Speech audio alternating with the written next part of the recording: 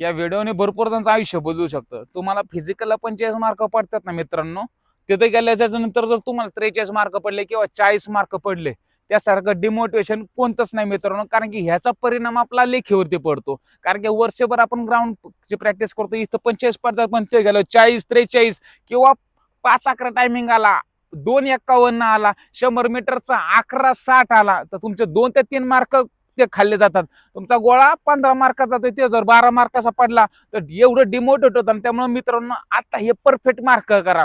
ह्याचा परिणाम तर लेखीवरती पडतो. तुमचं जर परफेक्ट 45च ग्राउंड पडलं ना तुम्हाला ना लेखीला, मित्रांनो जबरदस्त मोटिवेट मिळेल. तुम्ही खूप प्रेरणा तुम्हाला भेटणार. तुमचे अभ्यास करायला तुम्हाला अजून मजा येणार. पण तुम्हाला जर मार्क कमी पडले जे पडतात त्याच्यापेक्षा, तर तुमचा लेखीवरती मित्रांनो लय परिणाम पडतो. माणूस टेन्शन मध्ये जातो आणि सारखं मनाला खातं की मला मार्क कमी पडले, मला मार्क कमी पडले, आणि तिथून डाऊन यायला सुरुवात होतं. त्यामुळे फिजिकलला मित्रांनो आता भरपूर वेळ आहे, पण फिजिकलला मित्रांनो एकही मार्क कमी नाही पडला पाहिजे. खूप तळमळीने सांगतो मित्रांनो, हे कोण सांगल नाही सांगल, पण मी तुम्हाला सांगणार, एकही मार्क तुम्हाला कमी नाही पडला पाहिजे. ह्याचा परिणाम लेखीवर पडणार आहे. मार्क जबरदस्त घ्या आणि लेखीला पार तिच्याला राडा करून टाका, नुसता राडा राडा.